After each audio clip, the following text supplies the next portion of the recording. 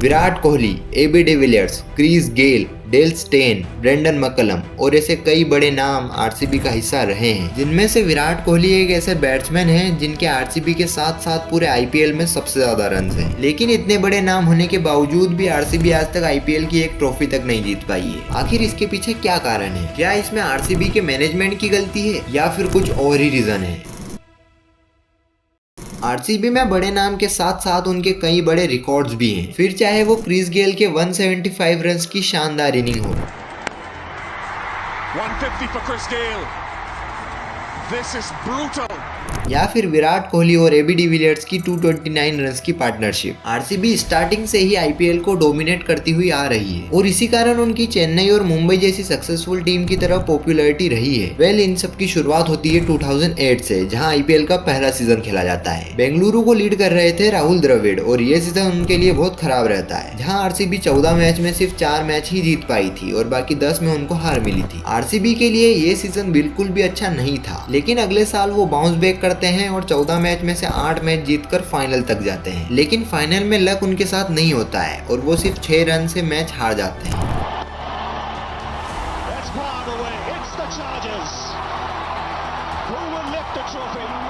इस season RCB को राहुल द्रविड़ नहीं केविन पीटरसन लीड कर रहे थे और अगले सीजन भी केविन पीटरसन ही लीड करने वाले थे। लेकिन थोड़े मैचेस के बाद उन्हें कुछ रीजंस के कारण टीम को छोड़कर जाना पड़ा और उनके बाद अनिल कुंबले ने आरसीबी की कैप्टनसी को संभाला। इसी के साथ आरसीबी ने 3 सीजन में लगातार 3 कैप्टन चेंज कर दिए थे, लेकिन अनिल कुंबले भी शानदार तरीके से टीम को संभालते हैं और सेमीफाइनल्स तक भी लेकर जाते हैं। हालांकि आरसीबी डेक्कन चार्जर्स से हार जाती है और फाइनल तक नहीं पहुंच पाती। अगले सीजन भी आरसीबी की परफॉर्मेंस कंटिन्यू रहती है और उनकी इसी परफॉर्मेंस और कंसिस्टेंसी के चलते वो फाइनल तक भी पहुंचते हैं। लेकिन फाइनल में खराब परफॉर्मेंस और उनके लक के कारण वो सीएसके से 58 रन के बड़े मार्जिन से हार जाते हैं।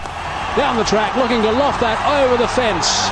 They are the champions, the DLF IPL champions 2011. फिर आता है आईपीएल 2012 और यहाँ पर आरसीबी की परफॉर्मेंस कुछ खास नहीं रहती है। आरसीबी अपने 16 मैचेस में से सिर्फ 8 मैच में ही जीत हासिल कर पाती है और प्लेऑफ के लिए भी क्वालिफाई नहीं हो पाती और यही सिलसिला 2013 और 2014 तक चलता है, जहाँ आरसीबी प्लेऑफ के लिए भी क्वालिफाई नहीं कर पाती है। लेकिन इसके बाद आरसीबी 2015 के आईपीएल में कमबैक करती है, जहाँ वो प्लेऑफ तक तो पहुंच जाते हैं लेकिन फाइनल तक नहीं पहुंच पाते। आरसीबी के लिए ये 3 सीजन बहुत डिसेंट से रहे, जहां उनकी पूरी टीम ठीक तरीके से परफॉर्म नहीं कर पा रही थी। जब बॉलिंग चलती तो बैटिंग नहीं चल पाती और जब बैटिंग चलती तो बॉलिंग नहीं चल पाती थी। लेकिन 2016 में ऐसा बिल्कुल नहीं होता है, क्योंकि इस सीजन विराट कोहली आरसीबी की बैटिंग में 4 चांद लगा देते हैं, जहां वो 16 मैचेस में 81 के एवरेज से 973 रन बना डालते हैं, जिसमें उनकी 4 सेंचुरीज भी शामिल थी और इसी के साथ विराट कोहली एक अनब्रेकेबल रिकॉर्ड भी सेट कर देते हैं। विराट की इसी अच्छी परफॉर्मेंस के चलते आरसीबी 2016 के फाइनल में भी पहुंच जाती है और वहां भी पूरी टीम अपना बेस्ट देती है। लेकिन फिर से अपने लक के कारण आरसीबी ये फाइनल 8 रन से हैदराबाद से हार जाती है और उनका ट्रॉफी जीतने का सपना अभी भी सपना ही रह जाता है। और इसके बाद शुरू होता है रॉयल चैलेंजर्स बेंगलोर का डाउनफॉल, जहां वो 2017 के सीजन में पॉइंट्स टेबल पर लास्ट पर फिनिश करते हैं, 2018 के सीजन में नंबर 6 पर एंड अगेन 2019 के सीजन में लास्ट पर। आरसीबी के लिए उनके पिछले 3 सीजन किसी बुरे सपने से कम नहीं थे। उन्होंने आईपीएल की स्टार्टिंग से लेकर अभी तक कभी भी पॉइंट्स टेबल पर नंबर लास्ट पर फिनिश नहीं किया था और शायद इन सब का कारण था उनका सिलेक्शन। आरसीबी ने 2018 के आईपीएल ऑक्शन में उनके मेन बैटर क्रिस गेल को ही रिलीज कर दिया। मतलब जो प्लेयर आपकी टीम की बैकबोन है, आपने उसी को ही रिटर्न नहीं किया। इसके बाद 2020 में आरसीबी एलिमिनेटर में ही हार जाती है और अगेन 2021 में भी एलिमिनेटर में हार जाती है और इस बार तो हद तब हो गई जब उन्होंने अपने मेन बॉलर, जिसने उनके लिए हाईएस्ट विकेट लिए हो, उन्होंने उसको ही रिलीज कर दिया। मैं बात कर रहा हूँ युजवेंद्र चहल की। आरसीबी की एक प्रॉब्लम ये भी रही है कि वो अपनी टीम को प्रॉपरली मैनेज नहीं कर पाते हैं, फिर चाहे वो कैप्टनसी से लेकर हो या फिर प्लेयर से। 2022 में भी यही होता है। आरसीबी प्लेऑफ तक तो पहुंच जाती है लेकिन प्लेऑफ में हार जाती है और उनकी ट्रॉफी का सपना अगेन सपना ही रह जाता है। आरसीबी की ट्रॉफी न जीतने का कारण एक ये भी है कि वो अपना भरोसा फॉरेन प्लेयर्स पर ज्यादा दिखाते हैं। उन्होंने स्टार्टिंग से ही इंडियन प्लेयर्स पर कम फॉरेन प्लेयर पर ज्यादा पैसा लगाया है। अगर हम देखें तो चेन्नई और मुंबई जैसी सक्सेसफुल टीम ने इंडियन प्लेयर्स को ज्यादा खिलाया है और ओवरसीज प्लेयर को बहुत कम जगह दी गई है। सीएसके और एमआई ने इंडिया को हार्दिक पांड्या, जसप्रीत बुमराह, ऋतुराज गायकवाड़, शिवम दुबे